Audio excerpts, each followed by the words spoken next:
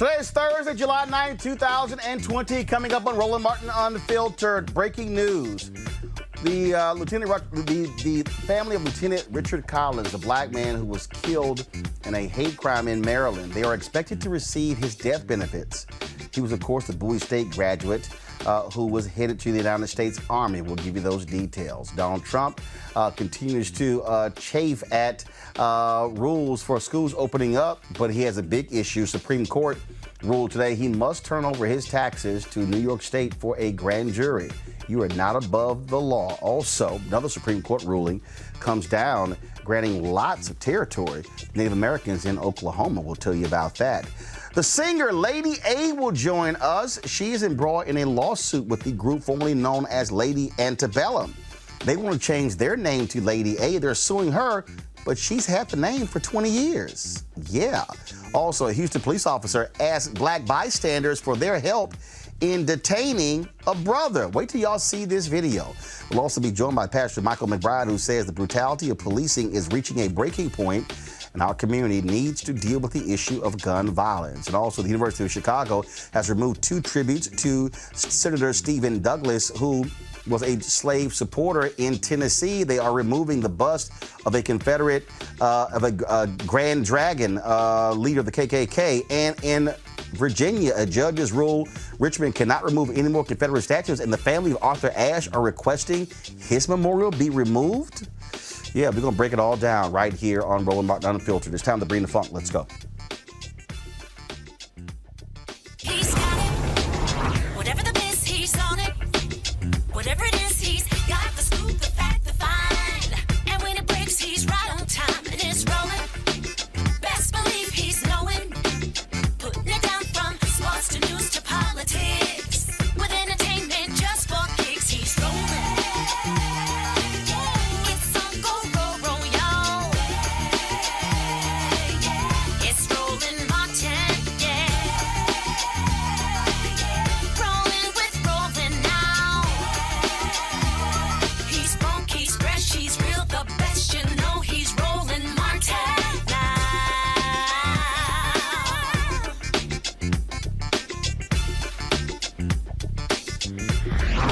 Martin. Folks, Richard Collins was a young man who was graduated from Bowie. He was set to graduate from Bowie State. He was at a bus stop. He was waiting to catch a bus when a white man came up to him, accosted him, and then he killed him. This took place in 2017. Richard Collins was on his way to being commissioned into the Army. But because he was not actually in the Army, his family was not able to, he was not able to receive military burial, as well as the family to receive his death benefits. Well, lots of pressure. They were on this show. They began to really petition members of Congress. And so what they have done, they've included a provision in the National Defense Authorization Act that will allow families like the Collins family to actually receive military death benefits. Again, he was just days away from graduating and going into the Army. The Collins family, again, believed that they should have received the recognition and those benefits if he had been on active duty, but they went through all sort of stuff. Now, the National Defense Authorization Act will ensure that an ROTC graduate who dies between commissioning and their first assignment is treated as having served in the military for the purpose of death benefits. Joining me right now is our panel, of course. Dr. Greg Card, Chair, Department of Afro-American Studies, Howard University. Reese Colbert, Black Women's Views, and Erica Savage Wilson, host Savage Politics Podcast. Erica, I want to start with you. You served in the military. I mean, this was an important deal here. This was, I mean, this family was hurt. This family was really torn apart by the fact that he could not receive a military funeral and did not get those benefits. And they were really petitioning members of Congress to actually make a change to the law to ensure that this doesn't affect another family member. Yes, absolutely. And just want to extend my condolences to the Collins family and glad that they did 2 years later, get some measure of justice. I was actually also, when I was in the Air Force, I was actually a part of the Honor Guard, which is a wing of, is a specific duty where we actually participate in the funeral rites of family members. And I cannot tell you the countless family members that I have folded flags and got on one knee and given the flag to that family member, the extraordinary pain, no matter what the age of that veteran or person who was maybe even serving active duty is. And so to have to then fight the military, which I've talked about time and again, which is very much so shrouded around the Uniform Code of Military Justice, the UCMJ, and then understanding the federal courts and looking at the circuit courts, there's a wing of that does deal with the appeals of military veterans claims and then also of armed services. And so to know that not only this family had to go through the ordeal of having to bury their son who was in ROTC, which they do have to keep comport themselves as a military member for those 4 years. So they are actually active duty members, though they go through the actual commission service on the day that they graduate. So to know that this family had to not only grieve the death of their son, but then after that circuit court judge kicked down the case that was presented before the state's attorney, Aisha Braveboy, and that then they had to go through that arduous fight to be able to get those benefits, what they should have gotten immediately after their son passed away, so that they could go through the grieving process without all of these extra judicial additives, just really speaks to why we actually just really need to pay attention to the courts as well. But I'm really glad for this family that though it took a while and now they have this extended fight that they're going to be involved in, I'm really glad that this family did, in fact, get justice for their late son. Greg, this is one of the things that people don't necessarily think about. And again, and it's one of those loopholes this family had to endure with their son being killed by this white man as he waited for a bus. Oh, absolutely. And we know, and again, I echo what Erica had said, continued sympathy for the Collins family. We know that no amount of money could bring a loved one back. You know, we talk about justice for these victims of state violence or private violence. We know that saying justice for them is kind of like that we have to have a better phrase than that, because you can't restore someone to life. That having been said, whether it be Congress, Congressman Brown introducing that resolution, saying that it was a hate crime, as Erica said, regardless of what the judge says and it said in Maryland, or whether it be the students at the University of Maryland and Bowie criticizing the head of University of Maryland for missing some of the rituals of remembrance for Collins, or whether finally it be now these benefits that can be now used, if possibly to even contribute to the Collins Foundation. The work of the family and supporters to put together resources to support HBCU students who are in ROTC. We know that this is a small measure of cold justice, but often it is the insult that is added to the injury that just exacerbates the fact that at its core, this country has to face the fact that our people are still at risk, even when you wear the uniform. Now, Reese, so far, again, the Collins family, they have not received it. It was passed last year, but what's happening, and so what's going to happen is, this is the story that was here in the Capitol Gazette.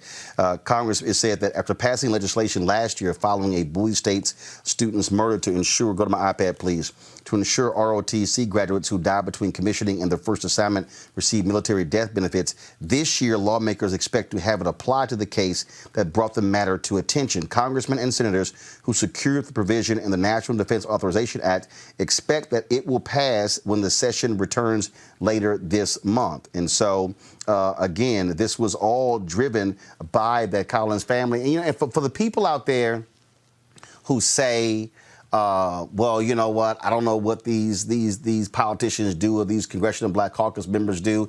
This is an example of something that actually happened because this family reached out to members of the CBC. They reached out to veterans organizations like IAVA, who also used their power to push members of Congress to make this possible. Roland, you took the words right out of my mouth. I definitely have to salute Congressman Anthony Brown, who really spearheaded this through in the Congress. And you're exactly right. This is why representation matters, because you then have somebody like Congressman Brown who will champion this issue. Such a tragic issue. I echo what Dr. Carr and what Erica said, in extending my condolences to the Collins family.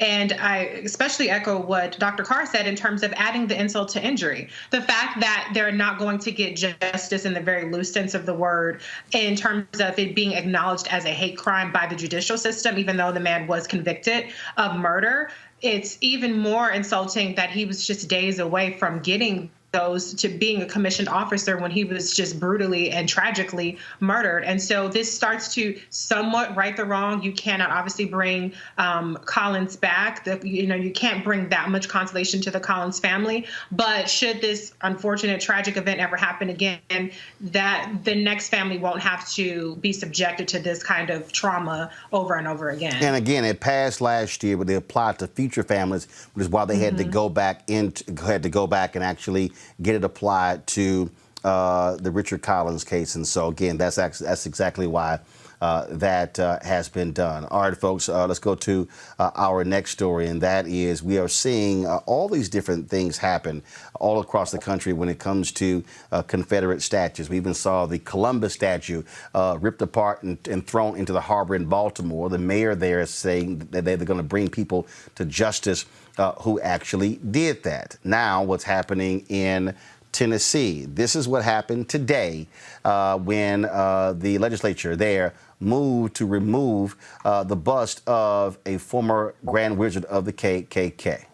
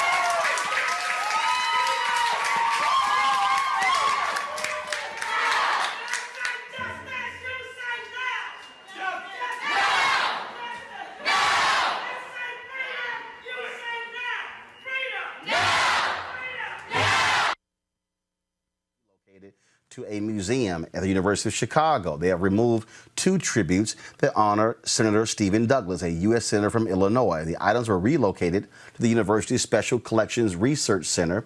Douglas owned slaves on a Mississippi plantation under his wife's name and was an ardent supporter, again, of slavery, and felt that really it should be left up to the states. Now, I'm going to pull up a tweet here. Justin Mattingly tweeted this out. Actually, it was a story from Mark Robinson that a judge has stopped the officials in Richmond, Virginia, from moving or removing any more Confederate statues. But also, that's what was caught up in this here. The family of Arthur Ashe has requested that his memorial be removed. It has been defaced on any number of occasions, so they have gone to clean this up. Greg, we're seeing this again, all of this in the aftermath of the death of George Floyd. And what you're seeing is you're seeing the targeting of white supremacist symbols. You're seeing people, and that was mostly white crowd that was there in Tennessee. Mm-hmm. You're seeing people. We saw what happened in Mississippi, where the Confederate emblem is coming off the flag, and they voted to immediately take that flag down in Mississippi. For people who say this is window dressing, this is not that big of a deal, just unpack that for our audience, why it matters, the kind of attack that we're seeing on these white supremacist symbols. Wow, Roland. This takes me back many years, brother. I remember the fall of 1986. Tennessee State University, my alma mater, had joined the Ohio Valley Conference. in part because a federal judge had said that that black colleges need to lose their racial identifiability. That's how Tennessee State became the first HBCU to join a white athletic conference. So we had to play these white schools that we would normally never play. One of them was Middle Tennessee State University. Their mascot at the time was something called the Blue Raiders. I was student body president, and we used to go to the games when we play MTSU and hold up signs asking them, what the hell is a Blue Raider? And we would berate the black players at MTSU saying, do you know what a Blue Raider is? The Blue Raiders were an outfit that were commanded by Nathaniel Bedford Forrest, a former Confederate general who in 1866 in Pulaski, Tennessee, founded the Ku Klux Klan. The MTSU shortly thereafter changed the name of their mascot from the Blue Raiders because it was a Confederate symbol. Why do these things matter? Please understand, the South never stopped fighting the Civil War, and they have allies. Shout out, by the way, to the Tennessee Comptroller, Justin Wilson, who put in to the commission's decision today that once you remove Nathaniel Bedford Forrest, you also got to take the busts of the two Union generals out and put them in the museum because Mr. Wilson, the Tennessee Comptroller, Republican, is a Confederate. He is still fighting the Civil War. Shout out to Quevedo, who stopped Ralph Northam from taking out General Lee and who said that this is a revolution. It's bigger than George Floyd, and it's the people who are the problem, not the statues. Shout out to Judge Quevedo in Richmond, Virginia, who is also a Confederate still fighting the Civil War. These symbols matter because they are representative of an element in this country who will never abandon white nationalism. Finally, they changed the flags in the South? Not really. The flag on my home state, Tennessee, is a red flag with 3 white stars in the middle of a blue field. They moved the red, white, and blue around to allow them to continue. The stars in another battle flag was the foundation of the Alabama state flag, which is white with the red stars and bars still on it. Understand, they never stopped fighting the Civil War, and they never will. Take all their damn symbols. And Reese, the thing here again, what you're seeing and what black folks are saying is that if you're African American, you're being forced to live under these symbols. You're having to go to schools named after Robert E. Lee. You're having to drive on highways in Virginia named after Jefferson Davis, the greatest trader in American history. And these things are baked into the history. And so when you have folks like Donald Trump, when you have all of these Republicans say, well, how dare you get rid of these things? This is our history. No, this is the history that the daughters of the Confederacy, all those sons of the Confederacy, they wanted to do that to intimidate black people. The problem now is the shoe's on the other foot. The power is shifting. Young whites are joining along with African Americans and others. And these white folks are left to say, what's happening to our country? Easy. We're dealing with history, not his or her story.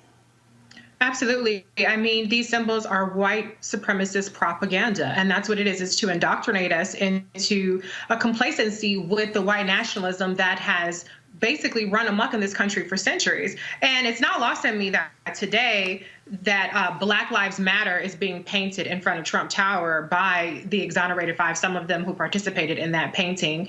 We are starting to see a shift, and it may be a symbolic shift, but it is significant because it is shaking people up a little bit and making them take recognition of just how indoctrinated our society has been with these symbols. And it's funny for the way that people are reacting so strongly against these Confederate symbols coming down. These same white nationalists are reacting very strongly to the Black Lives Matter symbols coming, being put up there. So if symbolism is okay, if it's harmless, then why is it that you have such a strong reaction to it defacing Black Lives Matter murals?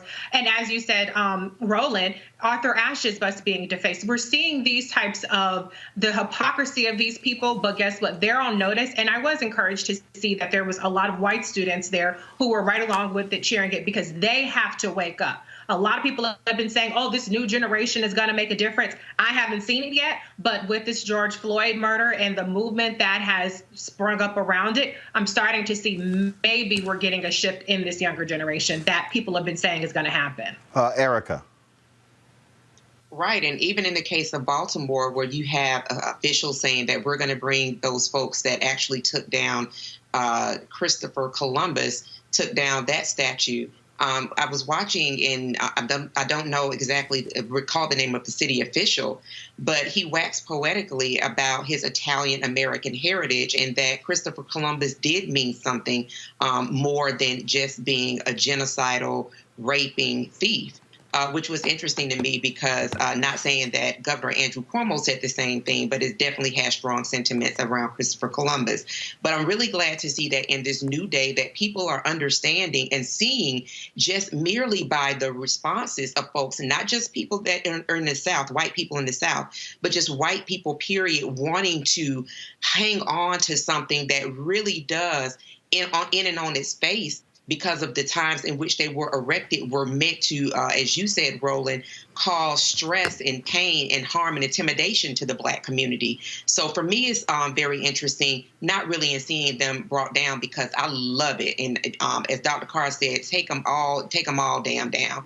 But what I'm also very much so observant of is the folks that are reacting so strongly to these white symbols, these symbols of oppression being brought down where they should be, on the ground.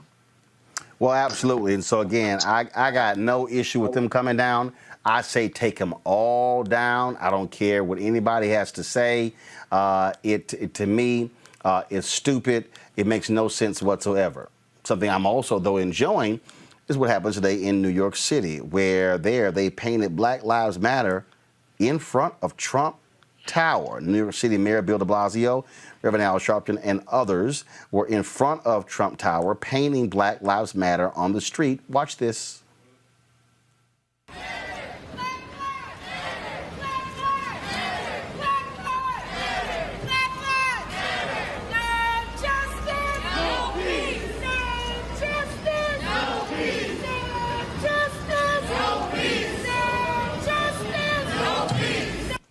Well, and that's one of the reasons why Donald Trump today went off on New York. People are fleeing New York. No, you're the only one who packed up and moved to Florida. And so talk about being in your face, Erica, that is being painted right in front of Trump Tower.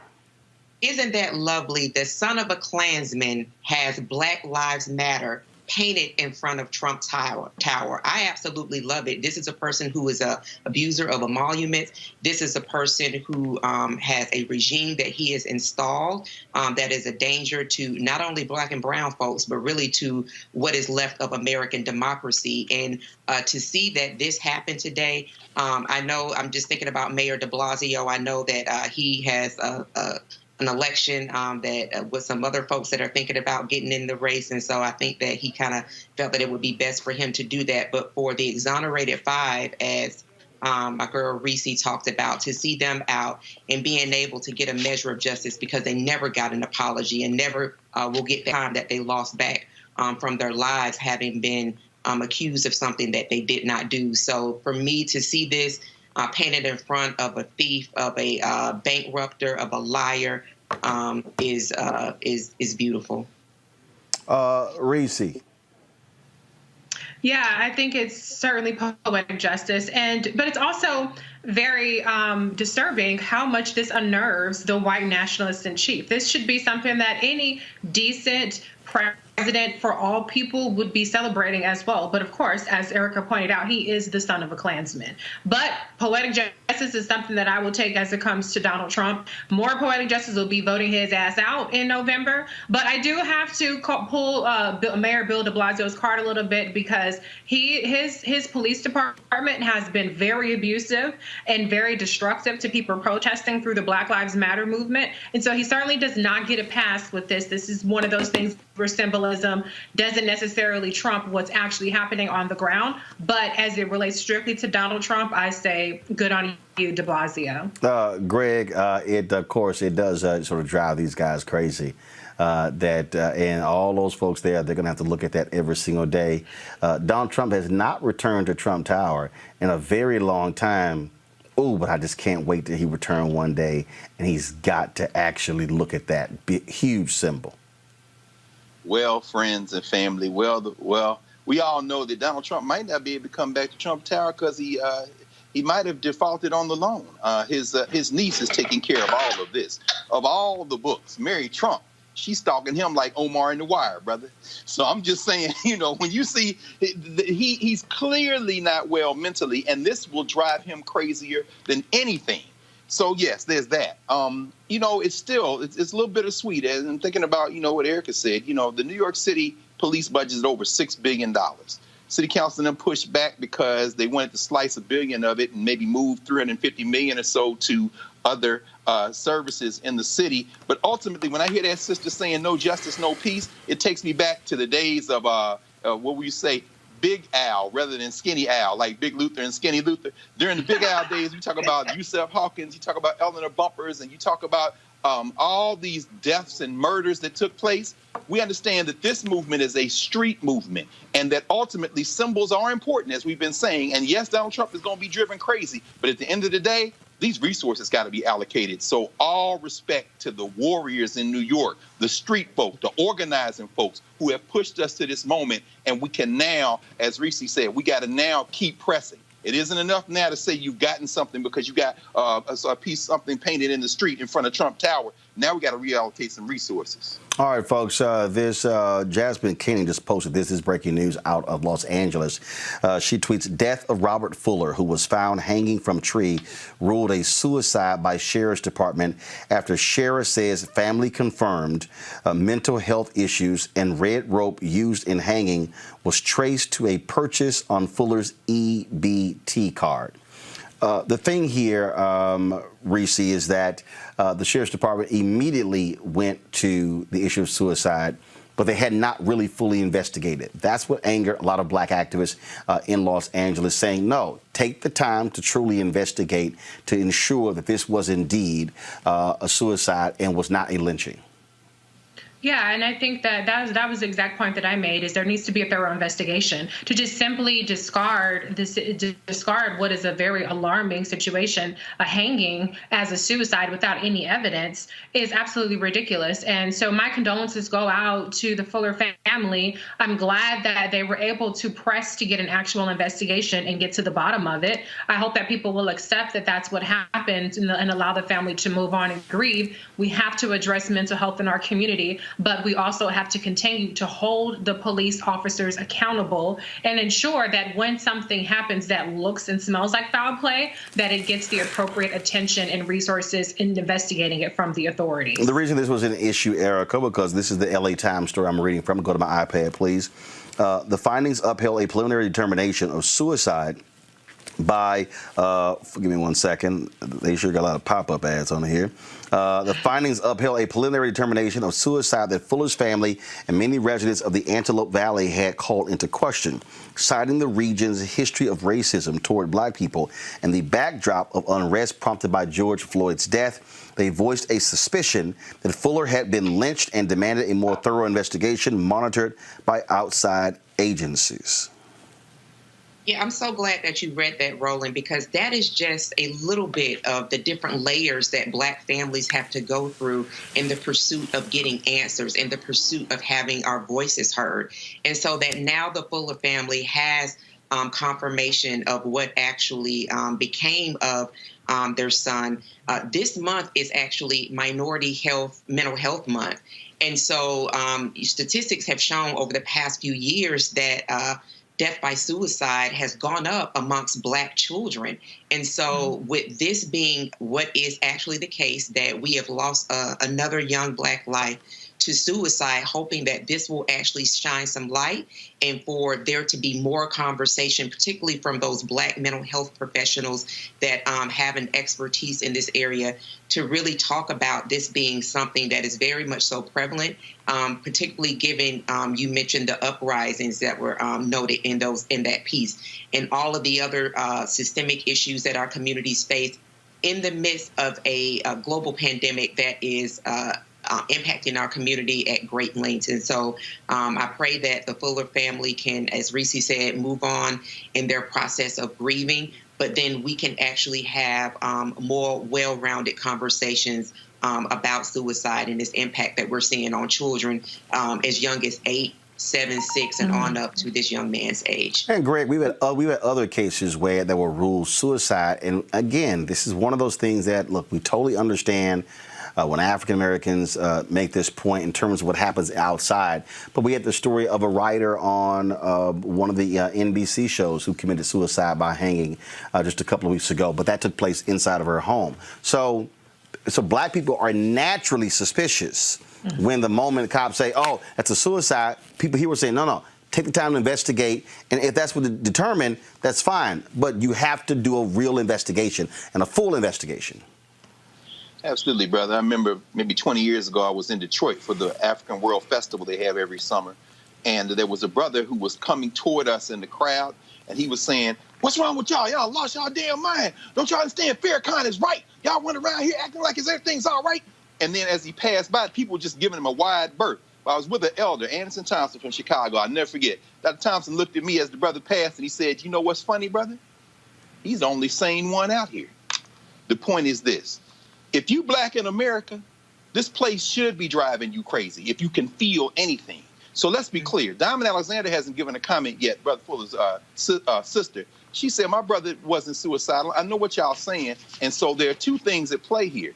We have to support our people when it comes to them having difficult challenges, because as black people in America, we all have mental challenges, and some of our people are more challenged than others. So we got to put our arms around that family, around these brothers and sisters before they harm themselves. The second thing is Malcolm Harsh was found a week and a half before that, about 50 miles from there, and he was hung. So never trust the state. Never trust the police. The FBI and the Department of Justice said they were going to look into both cases. That's all right. You've ruled it a suicide now. We got to surround that family. And at the same time, I never believe anything that the state says when it comes to black death in this country. That's the only sane position to take. Absolutely. All right, folks, got to go to a break. We come back. More on Roland Martin Unfiltered, including my interview with the blues singer Lady A. She's being sued by the group formerly known as Lady Antebellum over a name that she's had for 20 years. That's next. You want to check out Roland Martin Unfiltered? YouTube.com/Roland S. Martin. Subscribe to our YouTube channel. There's only one daily digital show out here that keeps it black and keep it real. It's Roland Martin Unfiltered. See that name right there? Roland Martin Unfiltered. Like, share, and subscribe to our YouTube channel. That's youtube.com/Roland S. Martin. And don't forget to turn on your notifications so when we go live, you'll know it. All right, folks, watch this video here that was very interesting. It took place in Houston, where the police were trying to handcuff a brother. Y'all ain't gonna believe this actually happened. Watch this. Don't get on his neck now. Just tase him.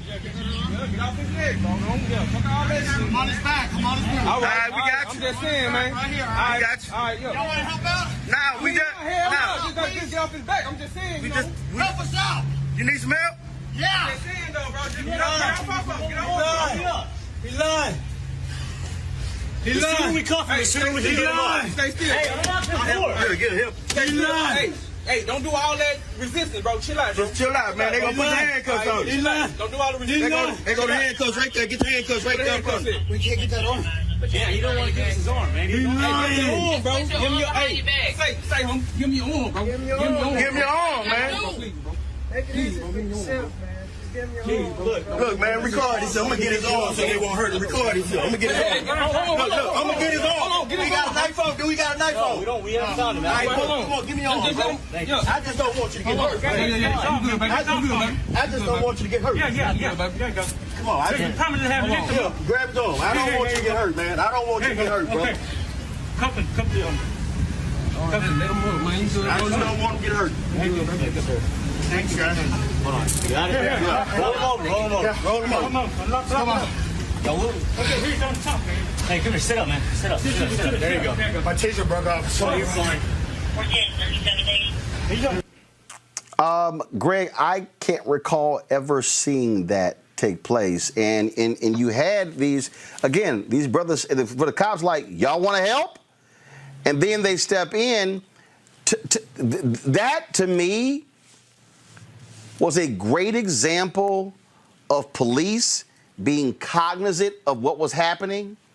What they also recognized, that brother was jostling back and forth. They did not want to have to go to another level. And so calming him down de-escalated that situation? Well, it's so complicated, Roland. I mean, let's think about that. You saw the blood in the brother's hand, the palm of his hand. Right. What if he had some type of communicable disease and the brother who helped him contracts it? Very true. Does he have? And I'm saying, you know what it reminds me of? I don't know if anybody else old enough to remember this. The old Andy Griffin show when Otis the town drunk used to get drunk and then walk into the sheriff's station and put himself to sleep it off. And then he had a set of keys to the jail. In other words, that's community policing. That's protection.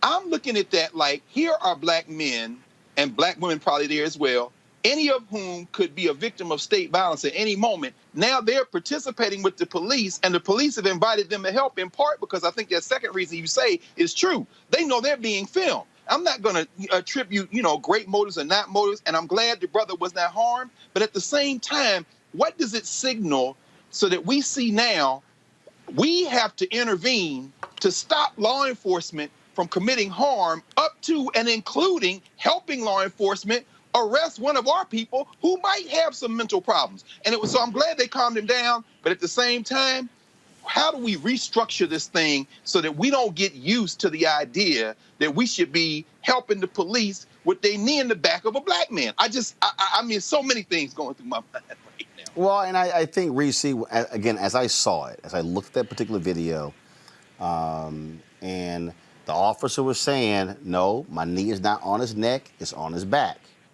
And then, again, the brother, he's sitting here and he's moving, and then you see the brother lay on the ground like, bruh, we need you to calm down.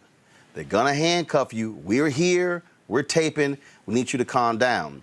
And so what I do appreciate about the video is that you saw cops who were cognizant of the situation, who see there's a crowd, they're yelling, they're shooting, and it was one of those things where it was like, okay, we know what we normally do when somebody does not pay attention. We know, because they already fired the taser. Yeah. Now, the next thing was to pull that club out, and beat homeboy into submission to stop moving. So they yell, y'all want to help? And then they come over. And so I think the saving grace, we did not have something that escalated. Yeah, but I kind of tend to side with Dr. Carr on this, because why is that even something that should even be conceivable? I mean, as we saw, what that tape demonstrated to me is there's absolutely no reason to use the kind of force that we see from the police officers on black people. They had already tased the man. The man he was squirming, but he wasn't violently resisting in any kind of way. And yet you had to, as Dr. Carr pointed out, have these two black men intervene at a risk to them. The reason I got to push back on that, because when I see the video, play the video again. When you see the video, okay, the brother is he's not trying to comply.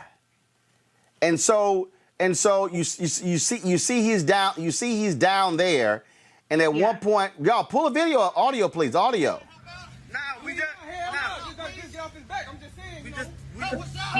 So you gonna hear? Go ahead, play it. He lying.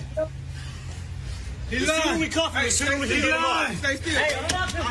Hey, don't do all that resistance, bro. Chill out, bro. Just chill out, man. They gonna put the handcuffs on you. He's lying. Don't do all the resistance. They go the handcuffs right there. Get the handcuffs right there. We can't get that on. Yeah, he don't want to give us his arm, man. He's lying. Give me your arm, bro. Give me your arm. Give me your arm, bro. Give me your arm, man. Take it easy for yourself, man. Look, man, record this. I'm gonna get his arm so they won't hurt him. Record this. I'm gonna get his arm. Look, I'm gonna get his arm. We got a knife on. We got a knife on. We haven't found him. All right, come on, give me your arm, bro. I just don't want you to get hurt. I just don't want you to get hurt. Yeah, baby. Come on. Grab his arm. I don't want you to get hurt, man. I don't want you to get hurt, bro. Come to him. Let him move, man. I just don't want him to get hurt. Thanks, guys. Hold on. Got it? Roll him over. So what we saw there was, apparently, according to the article, the young man was allegedly on drugs. But what you heard there was, you heard the brother's like, bruh, let your arms go. They had to tell him that 3 or 4 times. You saw the... Yeah. And so I just think, to me, in that situation, if you have two police officers who are sitting here going, community's there, they're shooting this whole, so you know what? Hey, but let's not have this thing escalate. Well, I agree. I think that those situations shouldn't escalate. That should be the standard. That should be police officers are able to apprehend people if it gets to that level without involving other people. And I think that the brothers who got involved there were absolutely courageous in doing that. And I think they absolutely had that young man's best interest in heart. To me, what stands out to me is him saying, they're lying. You know, to me, I don't find any comfort in that. However, I think that it shows at a minimum it's able to de-escalate the situation. It also shows that maybe we don't have the right people responding to the situation. That's where the community policing goes. And that's where the whole defund the police, having people who have mental health abilities, mental health training, responding to these kind of situations. That to me is what I see from that video. Erica, the thing is, do we know that he was on drugs? No. Do we know there was a mental situation? No. And again, that is the difficult part when you begin to talk about how do you subdue someone, how do you handle a situation. And again, what I kept looking at was the body language. Like, for instance, the second cop who was in the back, you can see him lightly tapping the guy on the back saying, like, release your arms, release your arms. I just found the whole video to be fascinating, to see the community, again, going back to George Floyd, to see the community step in. See, remember, the officer said, y'all want to help? And at first they were like, hell no.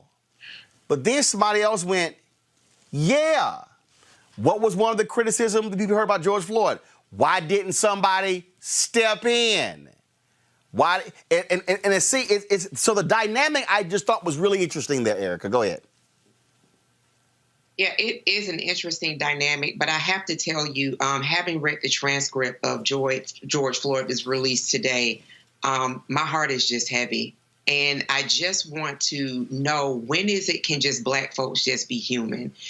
Because to see this young brother, and I'm just thinking about young Black men, I don't know what the background of what happened in order for him to have been tased. But I'm looking at this young Black man, and there seems to be some trouble. There seems to be, he needs some additional help there. And to me, he looked very helpless. And then to see, you know, particularly we're looking at the states of Texas, Arizona, that have these high number of COVID cases, that here Black people go racing in to try to save just one of our own.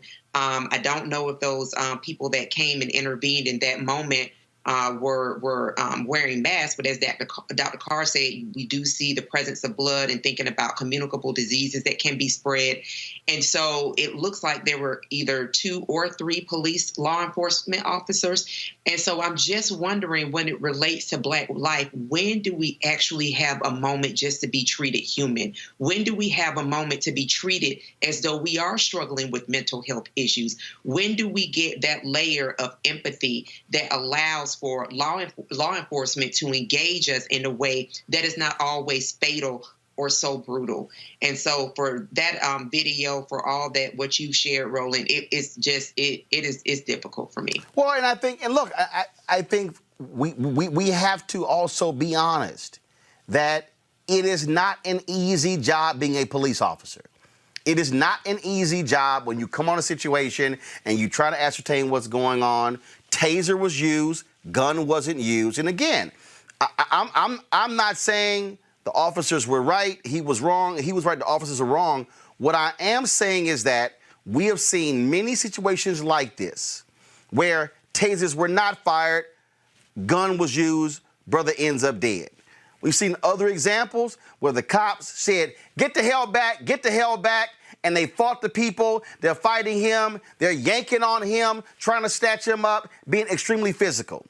What I do appreciate with what I saw was 2 officers not doing what we normally see. And I think these are the kind of things that have to happen when you begin to retrain cops. Police officers, and look, they're trained to shoot to kill, not to wound. They're trained to use maximum force to detain people, which we know, and all of a sudden that thing gets elevated and somebody ends up dead. And so I think as procedures begin to get changed, as you begin to see these efforts in terms of how do you now handle these situations, what resources are brought to bear, I think all of those things have to be factored in terms of how do you change. And let me be real clear, I'm not comparing what happens on a football field with what police do. I'm not comparing that at all.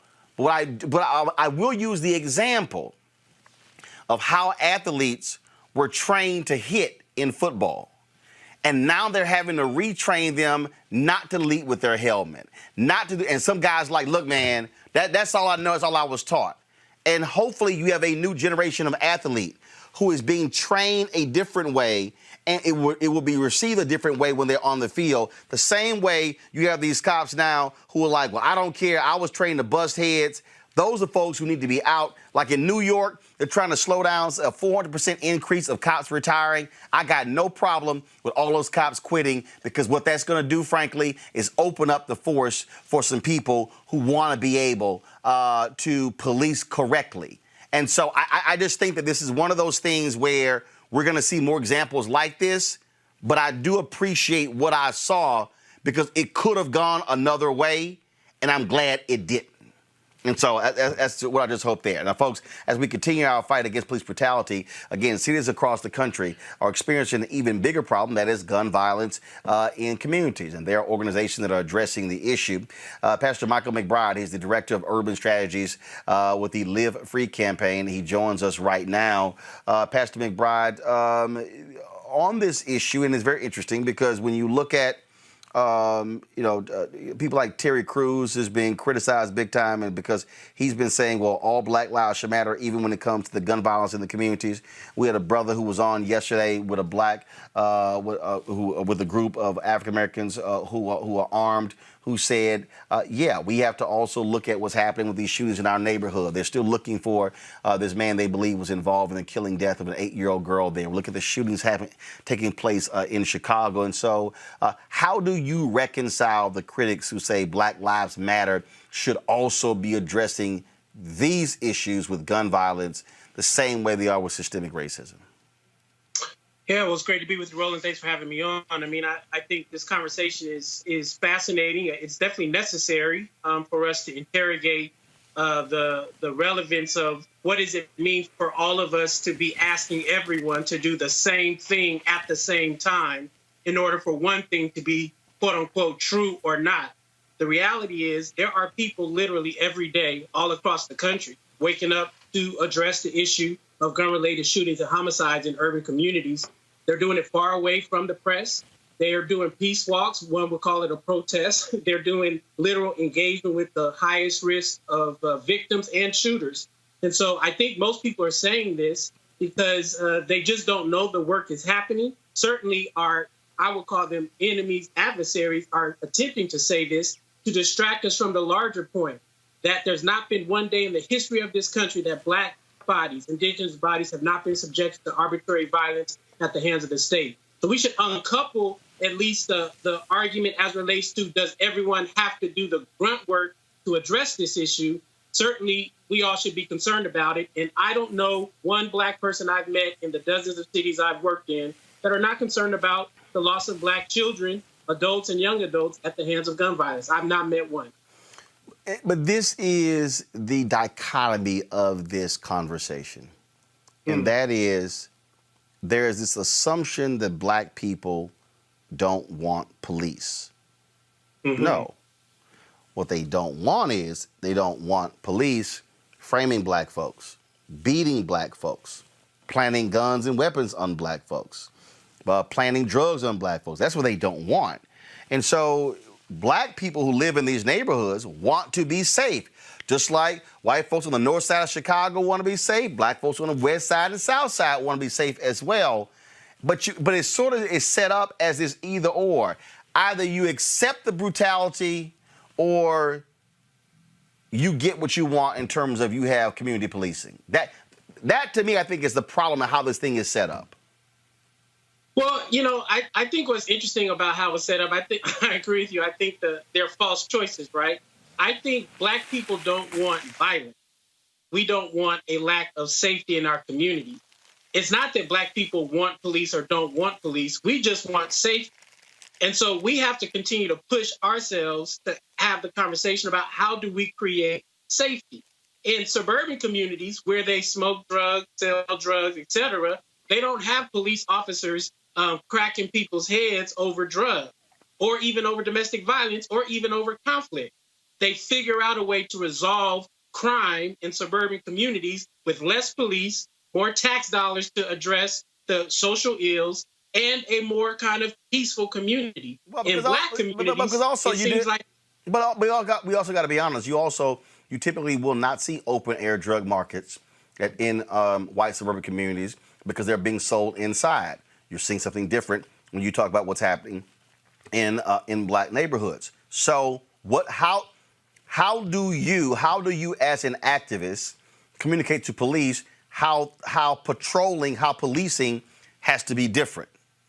Well, we communicate to them through the strategies we use by saying you can't use collective punishment in order to produce public safety in Black and brown communities. All the research tells us is less than 0.5% of a city's population is responsible for up to 60% of the gun violence. So our strategies are about how do you actually figure out ways to target that less than 0.5%. In the city of Oakland, we found out that 94% of all police resources were focused on 6% of the population. So we're finding that you can indeed, create safe communities without having these huge police departments. But you can't have schools and park and food and housing if 40-50% of your municipal budget is going towards policing that's trying to only focus on 6%. There's smarter ways to do it. And so police departments have to be willing to give up some of their resources and money and not fight these public safety strategies that decenter policing and put community members at the center of public safety, just like it happens in other communities across the country. Bring my panel in right here. First with a question for you or a statement is Reese Colbert. Hi, Pastor. What do you say about these city officials who really have these police budgets, or who actually do the budgets, and putting pressure on them to actually start to reallocate these resources? Because I do think that, as Roland said, and as you actually so brilliantly pointed out, people want safe communities. They want communities without violence. But a lot of times people look at these reinvestments as a long-term fix and to a short-term problem, which is people are experiencing violence in their communities right now. So what do you say to people, and how to get their city officials and their mayor and the people who do their budgets to change their view to be more focused on those much-needed investments in the community? Yeah, great question. I think that what we first have to do is educate elected officials. Elected officials, I believe, particularly who are serving in urban cities, metropolitan cities, have to become learners of the best strategies that are non-police centered.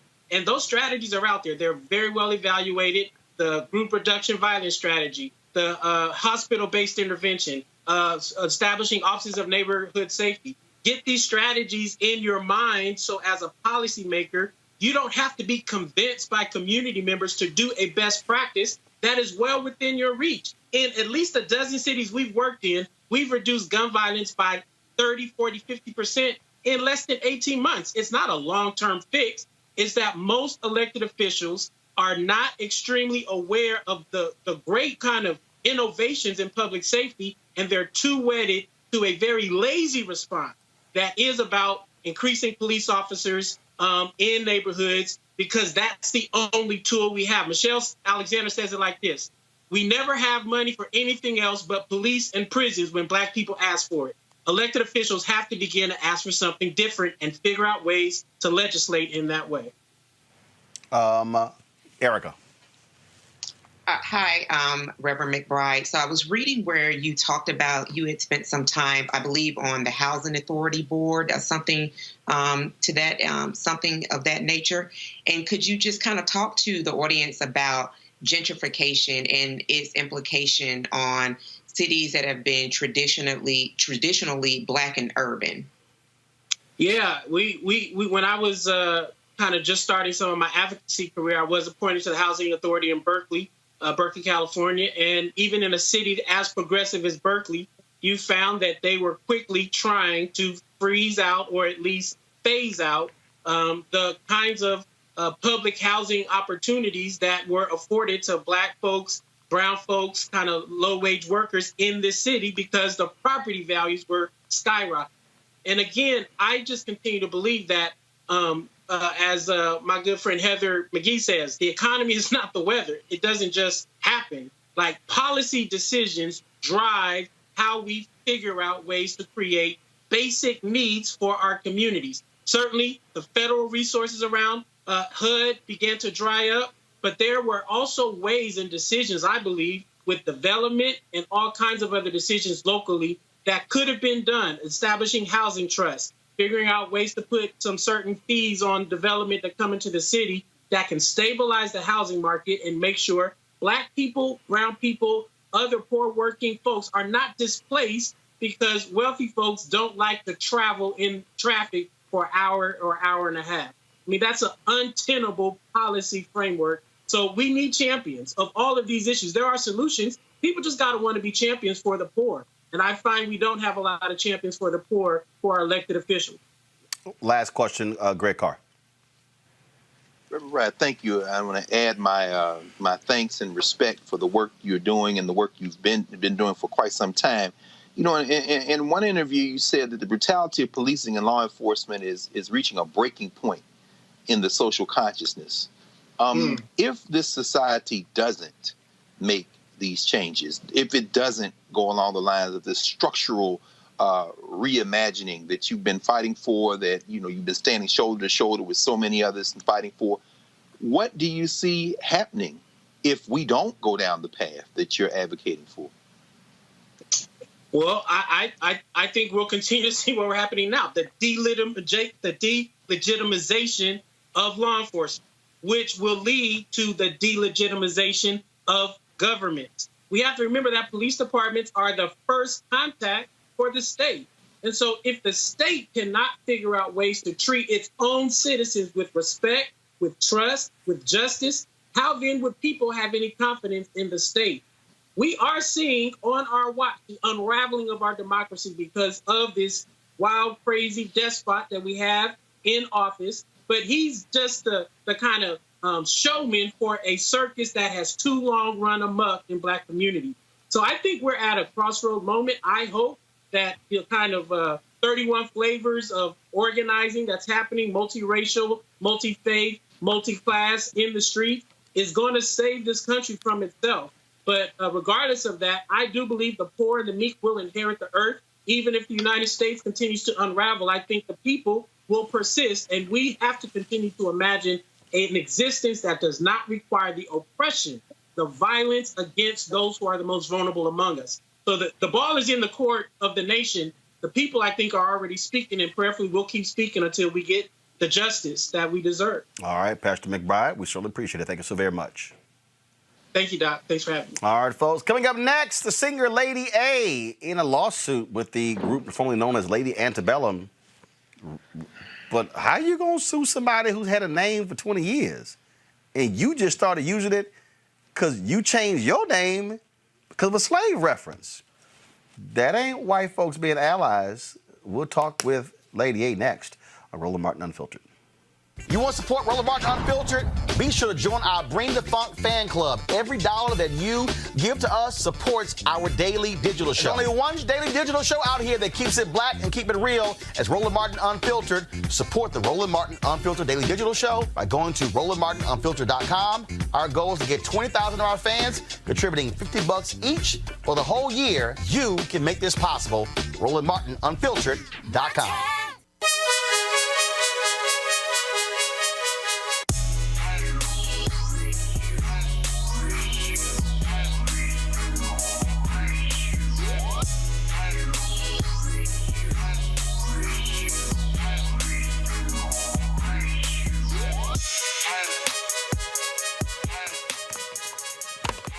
All right, folks, Ceek is a black-owned company founded by Mary Spiel, a sister from Ghana. She is, of course, the inventor of these two devices here. One of them is a virtual reality headset, which basically allows for you to pop your phone, your Android or your Apple phone, right into here, and allows you to see the content on their website, Ceek.com, in virtual reality. You also can look at other videos on YouTube that are 360-degree videos. And so this headset is available on the website. Also, their headphones, these 360-degree 4D headphones right here, which also comes with the wired cable, also microphone jack as well. You got Bluetooth.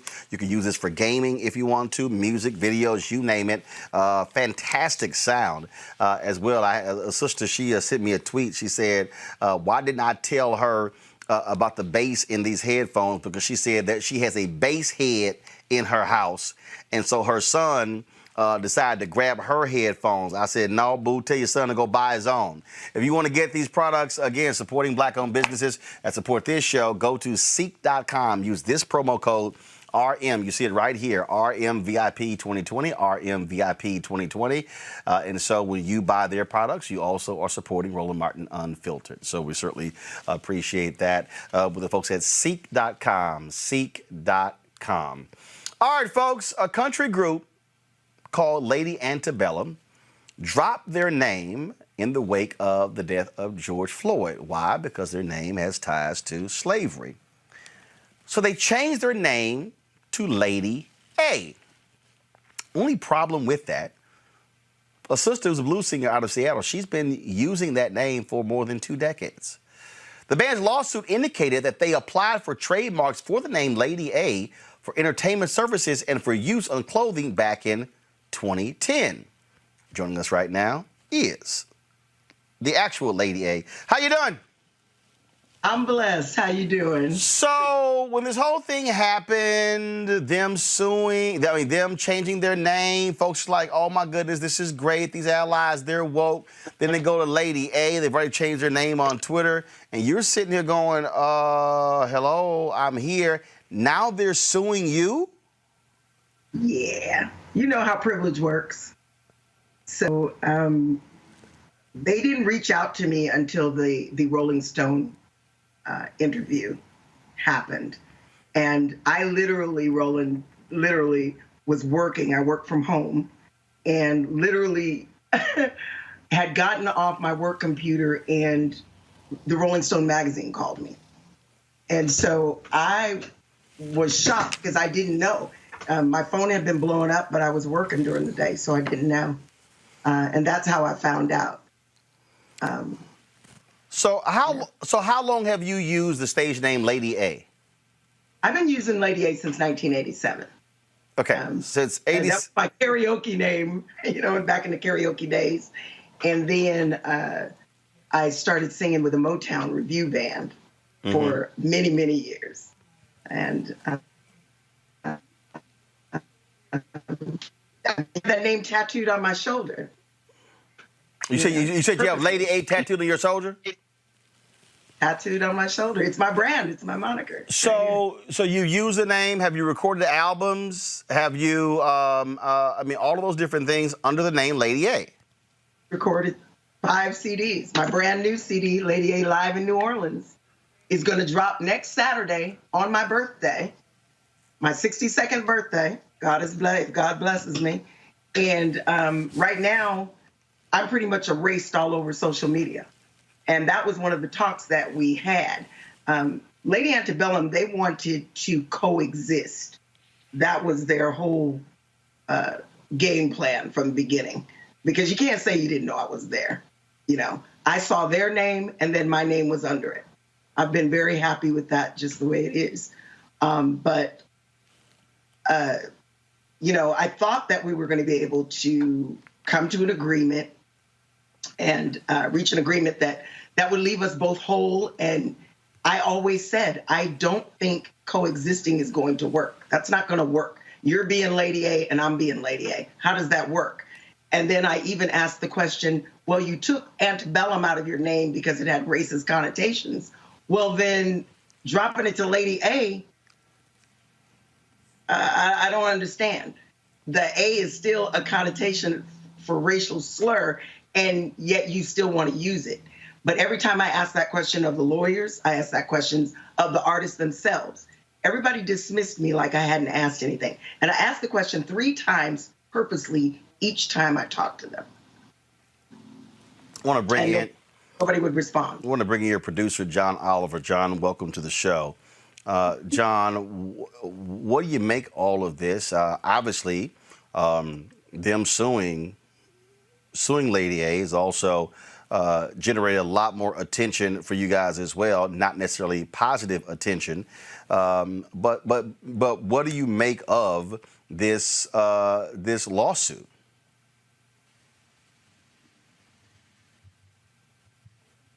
John, you there? Can you hear me? I can hear you, yes, sir. Okay, John, go ahead. Yes, sir. So what I make of this lawsuit, it was very unfortunate because we did begin the discussions with the hope of coming to an agreement, but there was definitely something lost in translation. Even though we were being very transparent with what we wanted all along and that Lady A was going to keep her name Lady A, there was definitely a breakdown with the transparency on Lady Antebellum's end. So how would this have worked? Because this coexisting, how would that have worked? I mean, I'm just curious. How did they explain how it would work? Like I know, like for instance, I know. I mean, this is a stage name. Like so, like for me, okay. There's a guy named Roland Martin who is the most famous bass fisherman ever. Okay. All right. I first read about this dude in the 7th grade winning like $70,000 at a bass tournament. I was like, first of all, who the hell wins 70 grand fishing? This guy is like huge. And so there's a reason why I go by Roland S. Martin. And for about 4 or 5 years, like he was, when you Googled his name, his name was like in the top of the search engine several different times. And then I joined CNN, and then probably around 2009, 2010, I jumped ahead of him, and I've been above him in terms of search engine, ever since then. That's different. This is actually in the same space of music. Right. And this is, to my understanding, because I told them, I said, you're not listening.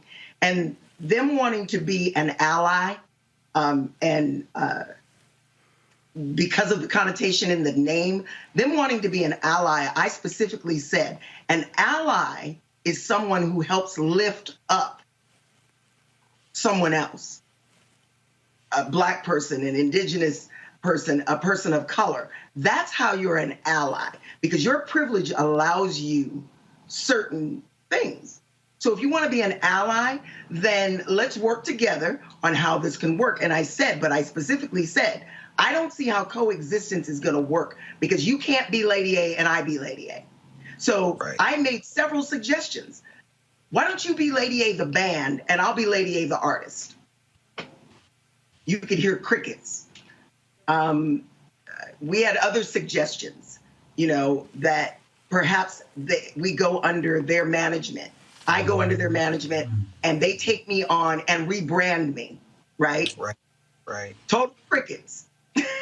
I mean, every time we brought something to the table, they were more like, oh, it's going to work out. Don't worry about it. It's going to be fine. If we have to put money into the search engine, we're going to make it work. It's going to work. But as soon as they released their single, my name disappeared. Right.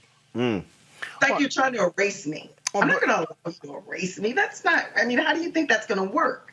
And I kept asking the question, what does that look like? What does that look like? And nobody would ever say anything. John, correct me if I'm wrong, because my memory is, no, you're totally right. It's completely right. The coexistence was never going to work. And Roland, sincerely, they knew that wasn't going to work. Because if they really wanted to be a true ally and be on the side of right in this, in this George Floyd, the way things are now, and they wrote that. I didn't write that. They wrote those comments. Got it. About Black Lives Matter and about George Floyd and about being, more woke, let's say.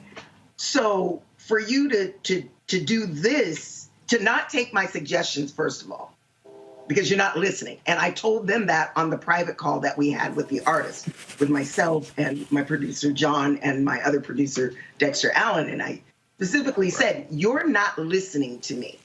When I say I don't want to coexist, I don't want to coexist. Now, if we can bring communities together by showing how we can work, I'm all for that. That's what I do. You know, I just held a White Allies panel last Saturday, well, on the 27th of June. The Truth is Loud. That was my single that came out, and nobody could find it. You know, you had to really search to find it, you know, because it's not as easy anymore. I mean, if you dig, I guess, to page 20, I guess you'll find it. I haven't found it yet. But the truth is loud. And there was a reason I wrote that song. And they are proving the point because they're allowing their privilege to make them think that it's okay. And they actually thought, I think they thought I was just irrelevant and was just going to go away. Well, they probably thought, look, you're small, we're big, and so therefore we can overpower you. I want to bring in my panel. Reese, I got to get your thoughts on here. I mean, certainly, not a good look to be a white band formerly named after a slavery period, and you change your name and you sue a black woman who's been using the name. I'm just saying, not a smart PR strategy. Well, absolutely not. First, I have to say happy early birthday, Lady A. You look fabulous. I would never guess that you're turning 62. But your story actually reminds me a lot of this deep dive I read in ProPublica about the Reels brothers. They had this heirs property. It sounds like an heirs property situation where basically white people have been able to steal land from black farm owners and property owners because of titling issues, because they didn't have all the paperwork and stuff like that. And so obviously with your decades-long history of using the Lady A stage name and establishing your brand, a much more powerful group like Lady Antebellum can come along and basically steal that from right under your nose. But what's appalling to me is that they seem to want something for nothing. You gave them an opportunity to invest in you, to make you whole, and they didn't even want to do that. And I find that very appalling. So I hope that you keep up the fight. And I think that it's completely hypocritical to try to use this Black Lives Matter movement as a pretext for changing their name only to turn around and go after a strong black woman like yourself. So I really, really hope that you prevail in this and that there's some sort of compromise you can come to. Erica, your thoughts? So, Lady A, I want to echo Reese in saying happy, blessed birthday to you.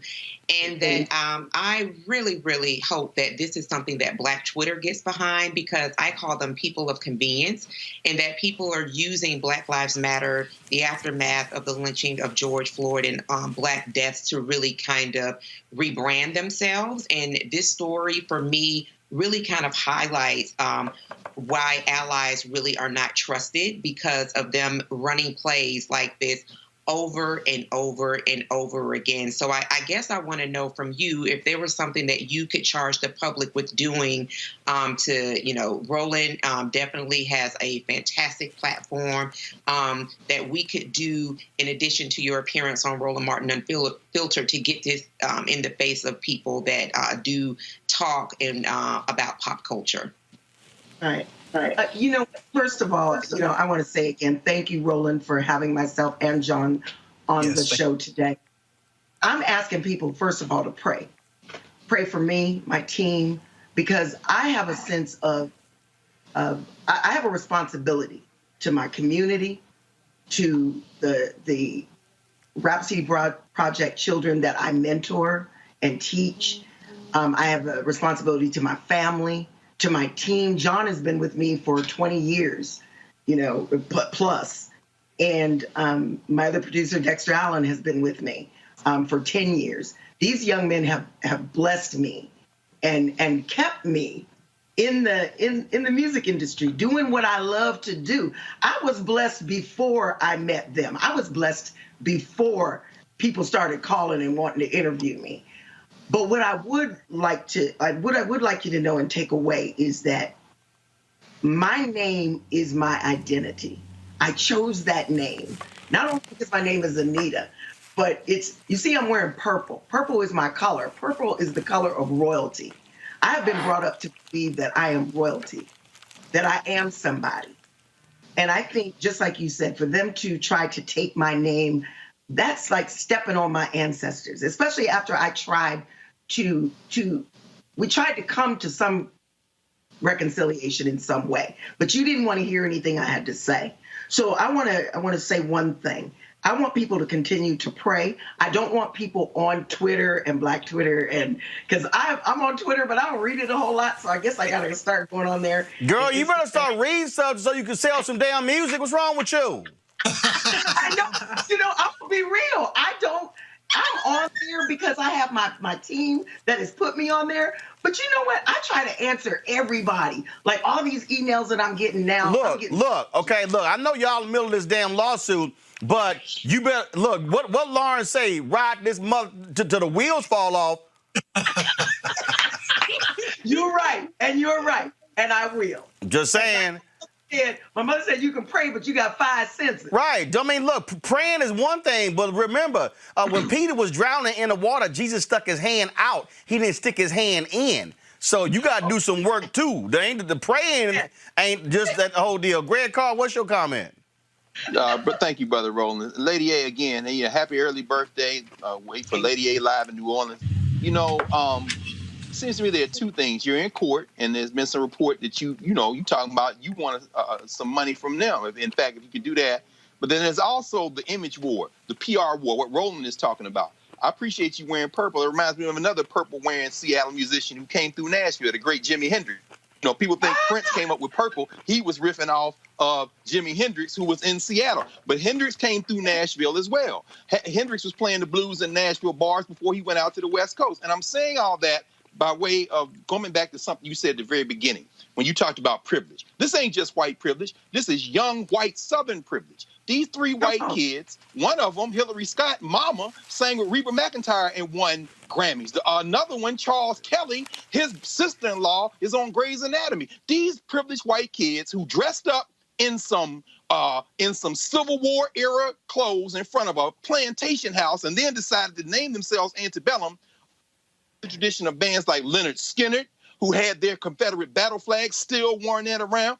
They think away with this by strong-arming you. So two things. What kind of damages do you want from these people in a court of law? And number two, and this is I'm asking you this question as somebody from Nashville who will never buy Lady Antebellum or any of that stuff because I grew up around those lightweight white supremacists. What can we do to either put them out of business or every time somebody bring them up, put some money in your pocket?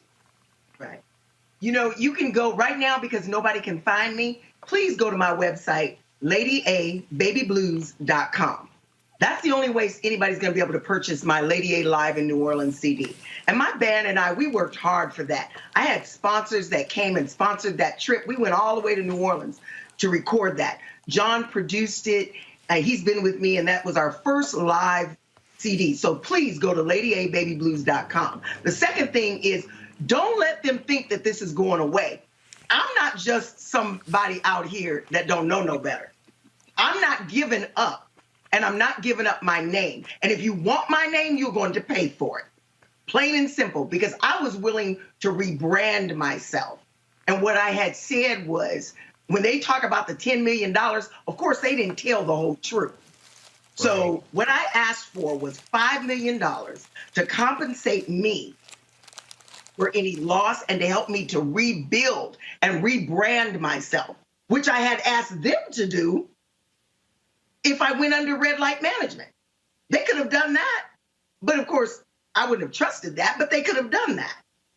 And then I said the other $5 million goes to 3 charities. One is Black Lives Matter, because you brought it up. The other was to my seniors and my youth in the Seattle area, because that's my community I work in. And the other would go, and another charity would be for independent artists, my fellow independent artists out there. Don't give up, don't let go. And use that charity so that they could reach, for those people to be able to have legal counsel that can't afford it. Because God bless Cooley LLP, who are my lawyers and doing it pro bono. They are known around the world. And let me tell you, I'm not giving up. All I want y'all to do is keep going on Instagram, Facebook, Twitter. Roland, I'm going to be on there. I promise you I'm going to be on there tonight. And keep it in their face because they think they've already erased me on social media. Mm-hmm. But I got a mouth, and I'm going to continue to talk, and I'm going to continue to sing. I work on race and social justice on my day job. I'm getting ready to retire next year. You're not getting ready to come in here and take something from me. I am tired of white individuals with their privilege thinking that it's okay to take from us. And then when we offer you something and ask to be paid for it, all of a sudden, you get on your laurels. You're upset. That's privilege. And speaking of the privilege that you were talking about, Charles Kelly, he was on the call and actually said, well, you know, I'm privileged and I know I'm privileged and I'm trying to do better and stuff. Well, you know what? All that was smoke and mirrors. It really was. John, your final comment. You know, listen, if I could just say one thing, we would just love if Black Twitter, listen, if our people would just get behind us and help support us, just get the word out about this because it doesn't just affect Lady A. This is for all of us. Listen, as independent artists, we work during the day, but we do our music at night, and we need the support to support, listen, musicians all around the world, independent artists. So thank God for each of you, Roland. Thank God for each of you and everybody. We just need y'all support. All right, then. Folks, we certainly appreciate it. Thanks so much. Good luck, and keep us up to date on what happens. Thank you, Roland. We sure will. Thank you so much. God bless you and God keep you. No charcoal grills are allowed. I'm white. I got you, bro. Illegally selling water without a permit On my property. Whoa! Hey! You don't live here. I'm uncomfortable. White man in Santa Barbara, California. Call this bruh the N-word. The bruh said, say it again. Roll tape. Say it again. Say it again. No, bro. All right. No, I don't want it. All right. I'm sorry. What'd you call me? I'm sorry. What'd you call me? I'm sorry. Say it again. I'm not gonna say it again. Say it again, bro. You're talking to all you guys. Say it again. Bitch, stop playing with me. Get the fuck down. Stop playing with me, bro. Call me it again, bro. No. Fuck's wrong with you, bro? Don't be playing that shit. Stop playing, bro. It is what it is. It is what it is. Stop fucking with me. Look at him smiling. Fucking with me, bro.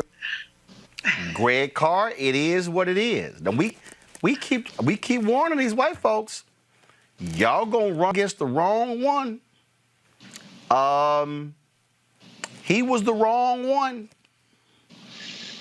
Roland, brother, I'm thinking about the fact, and Erica alluded to it earlier, those two cases that went to the Supreme Court, John Roberts trying to save Trump again, Trump versus Vance and Trump versus Mazars, where Trump thought, I'm above the law. And Roberts is like, you ain't above the law, but I'm going to let this stall pass the election because I always think they have some protection. When you strip them from protection, I'm sorry. I'm sorry. But he said, no. Say it with your chest. Just like Lady A and these three young white people of privilege who knew what they were doing when they named themselves Antebellum and got a little scared and now want to bully her. Nah, say it again. Say it with your chest. And I'm sorry. I'm sorry. Once they figure out that there's a price to be paid, next thing is the apology. But guess what? The apology ain't enough. If you believe in your white nationalism, say it with your chest and get ready, because now it's nuck if you buck, as the young people would say. I don't understand it. And don't let those tight shorts fool you. He still had hands. Them shorts was cutting off his thighs meat. But guess what? It did not stop him from laying hands on Big Boy. He was on the ground and he skedaddled on with them little tight shorts. So don't let people fool you. You cannot judge a book by its cover. You're like, I ain't gonna, no, I'm not gonna say it again. But you said it one damn time. You said it one. I'm telling you, white folks, y'all keep hurling that N-word. I'm telling you right now.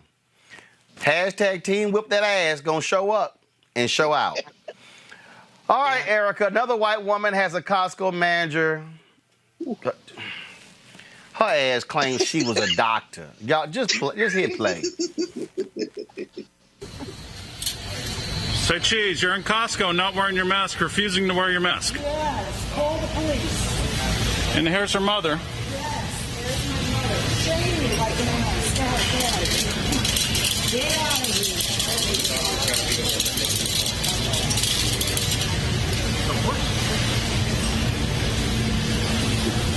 Can you call your manager? Sorry? Can you call her your manager? Yes. Do I call my manager? He's taking pictures of me because I haven't had a moment to put my mask on. You can put it on right now, ma'am. He's shaming me. I'm not going to do that for you. You should be ashamed. I'll do that when I'm ready to do it. You should be ashamed. It's ridiculous to shame people. Don't you have anything better to do? No, not right now, I don't. Do you understand science? Science? Maybe better than you do. Maybe. Apparently, I'm the one protecting other people by wearing a mask. Are you? Well, great. Yeah. And pull out your ID. I want to see. We know what to do. I want to see your credentials. Pull them out. Honey, If you're a doctor, let's see them. my breath, so you can go away with your phone and you can figure out what you need to do with your life, and I'll figure out what I need to do with mine. You're protected right now. You're about to be escorted out of the store if you don't put in your mask. I'll wait till he tells me to, okay? Let's see. You've already been told multiple times to put on your mask by me and employees. I know. You're such a good boy with your mask. Thank you very much. I try. I take my health and the health of others very seriously. That's why you all have masks on. We're good. I take mine very seriously. Yeah. And you know nothing about me. Okay. And my immunity. You know nothing about me. Well, you So you can have fun with it. what you know about me, ma'am, is that I'm wearing my mask. It's Costco company policy that everyone wear a mask in the store. We'll take care of it. Erica, first of all, her ass ain't no real doctor, so sit your old lying ass down. This is real simple. You put the mask on before you walk into the store. All that gum smacking she was doing, actually, first of all, your mama old as hell. Oh, come on. No, your mama old as hell. Okay? Your mama in a high-risk group. If your ass a real doctor, how you letting your mama roll up in Costco in her damn scooter without the mask on?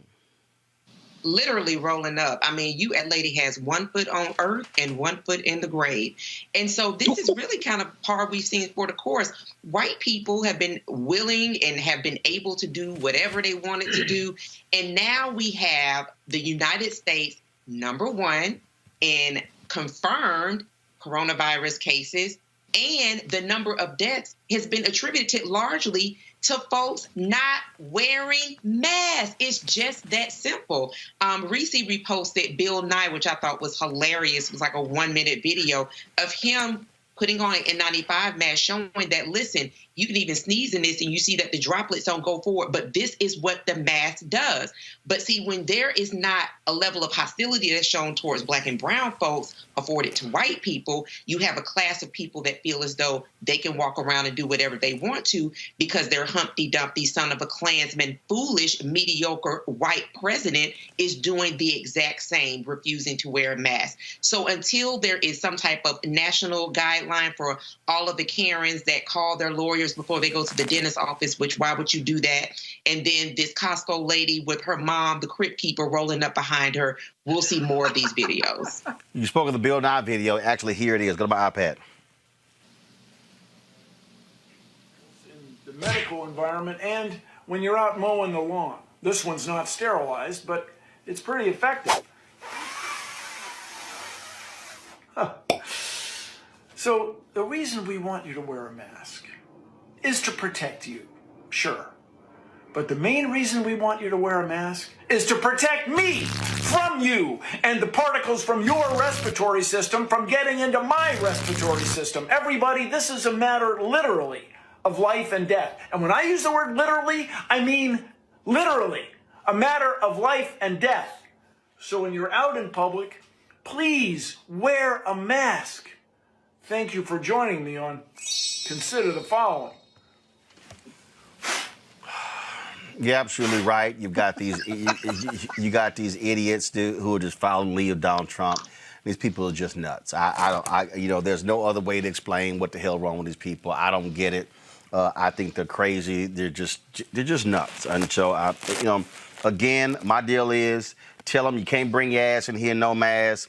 But I'm telling you right now, and I'm warning y'all keep rolling up on people. Somebody gonna knock you the hell out.